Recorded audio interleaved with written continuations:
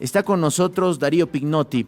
Él es corresponsal del periódico Página 12 en Brasilia, justamente. Así que es un gusto hablar con usted, Darío. ¿Cómo está? Buenos días. Diego Montaño lo saluda desde La Paz. Diego, mucho gusto, el gusto, reiterando, es mío. Un saludo para la audiencia de La Paz. Muchas gracias, Darío, por este tiempo. A ver, cuéntenos cuáles las primeras reacciones tras la sentencia de 27 años y 3 meses para Jair Bolsonaro. Diego, si este no fuera un despacho telefónico y gráfico fuera, usaría la palabra historia con letras mayúsculas todas, de la H a la A final, porque es un hecho de dimensión histórica. Nosotros, los sudamericanos, bolivianos, chilenos, uruguayos, argentinos, que hemos atravesado dictaduras militares, sabemos lo que son y hemos tenido experiencias en las que, mal que mal, algún jefe castrense, algún militar fue por lo menos investigado, por lo menos procesado. Eso nunca había ocurrido en Brasil, donde no faltaron dictaduras militares. Y por primera vez sucedió esto en la noche del 11 de septiembre, aquí en Brasilia, en la primera sala del Supremo Tribunal Federal, cuando los 5 miembros de esa corte, por mayoría de 4-1, condenaron a 27 años y 3 meses de prisión al capitán retirado Jair Bolsonaro, acusado de ser el líder de un intento de golpe de Estado para establecer un régimen militar, y con él 3 militares de 4 estrellas, que son los que detentan el nivel más alto en el escalafón del ejército, y un almirante. Por tanto, es un hecho que por lejos excede la noticia periodística del día y será probablemente la información más importante de este año, y un hecho que quedará probablemente en los anales de la historia de este país, cuando por primera vez, como lo dijo uno de los jueces al emitir su voto ayer, por primera vez Brasil puede conciliar su democracia con la justicia y puede conciliar su democracia con la estabilidad política, porque a pesar de las amenazas, que fueron muchas, ayer nosotros como reporteros observamos el importante cerco de seguridad que hubo en torno del Palacio y el temor a que hubiera algún ataque terrorista, la estabilidad democrática se concilió con la justicia. No hubo atentados, no hubo finalmente ninguna agresión, pero para que los oyentes bolivianos tengan una percepción,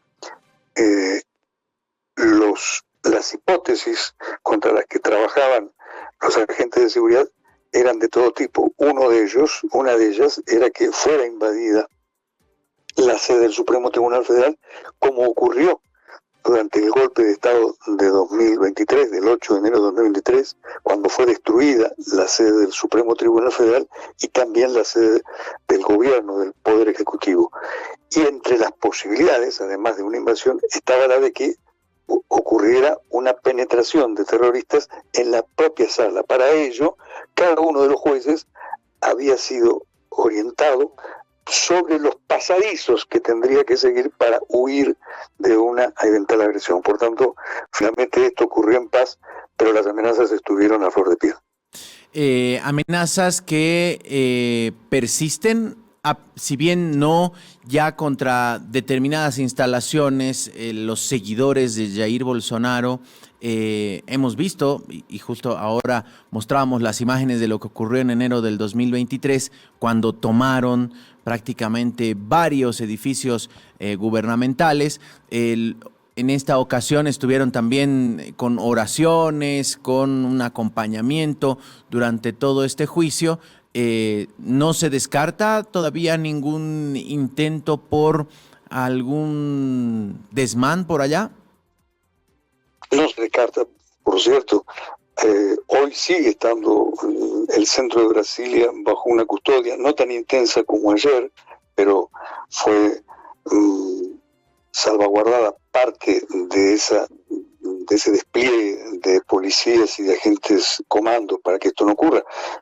Te ilustro con que a lo largo de esta semana hubo 2 atentados que fueron abortados a pocas cuadras del lugar donde ocurrió la audiencia. Y por otra parte, dirigentes bolsonaristas de los más encumbrados insisten en esta prédica. anoche, luego del fallo, el hijo de Jair Bolsonaro, el diputado y policía Eduardo Bolsonaro, radicado en los Estados Unidos, declaró, y esa es una de las declaraciones que están en la prensa,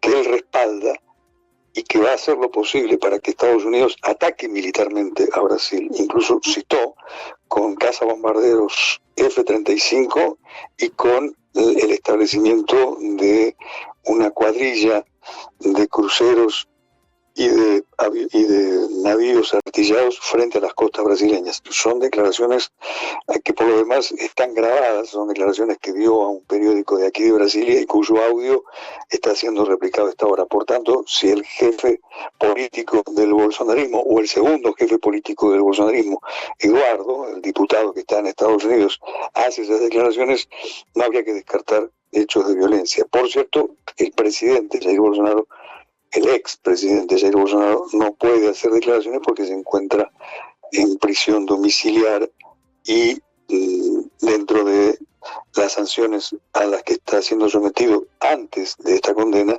es la de no poder hacer uso de las redes sociales ni dar entrevistas.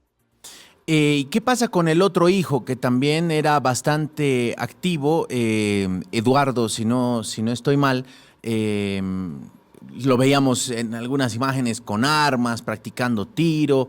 Era prácticamente casi el sucesor de su padre. ¿Qué pasa con él? ¿Dónde está?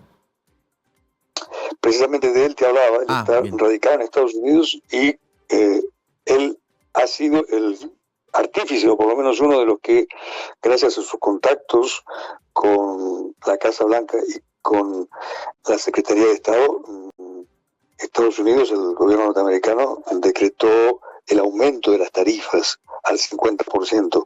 Aquí en Brasilia se lo llama el tarifazo. Él está trabajando en ello y luego de las sanciones económicas, ahora él defiende sanciones militares. Otro de los hijos, importante también, el senador Flavio Bolsonaro, estuvo anoche con su padre y junto a él asistieron televisivamente al juicio, y cuando dejó la residencia en un barrio elegante de la capital, a unos 4 o 5 kilómetros de donde te estoy hablando ahora, el barrio Jardín Botánico, declaró que su padre sigue decidido a participar en las elecciones del año que viene y usó una frase plena de connotaciones. Dijo: esto no terminó.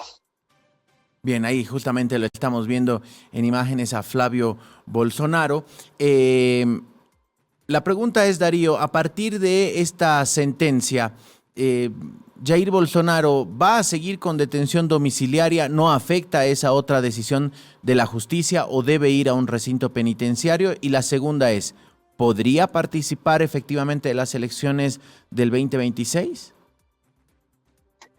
La primera respuesta es técnica. Él actualmente cumple una condena en función, en respuesta a una medida cautelar tomada por la Corte debido a que descubrieron que él estaba planeando la fuga de Brasil.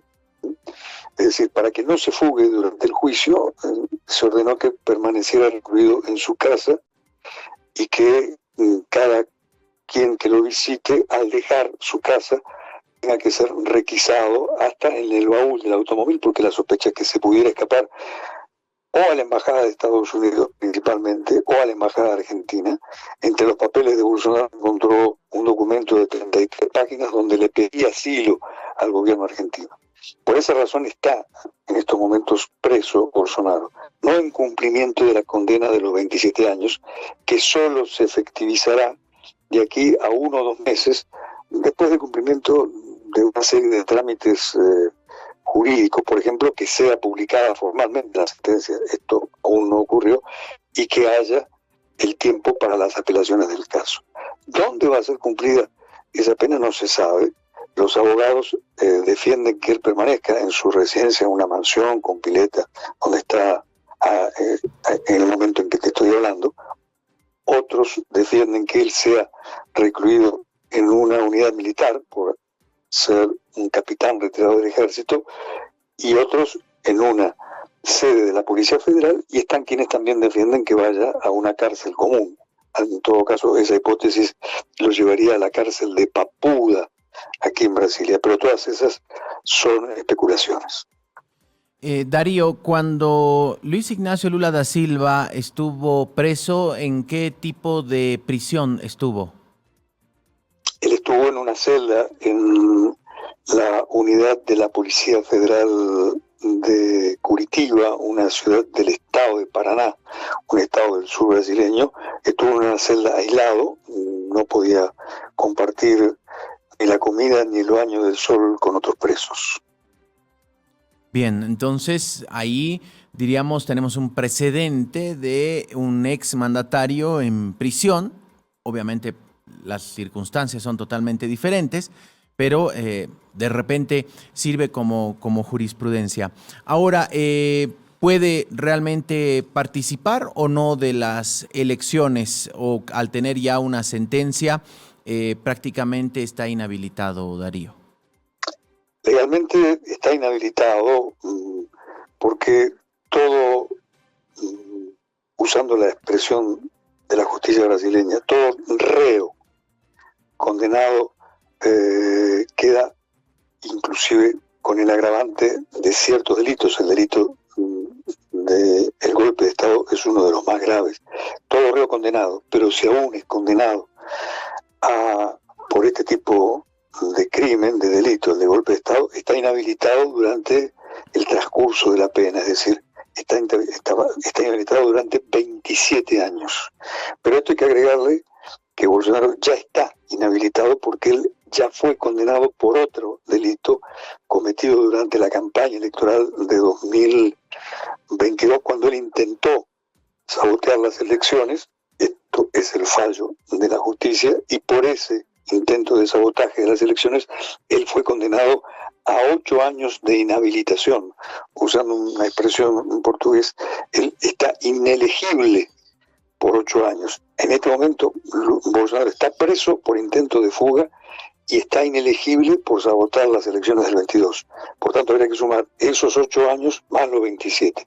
Si la ley se cumple, no puede presentarse. Darío,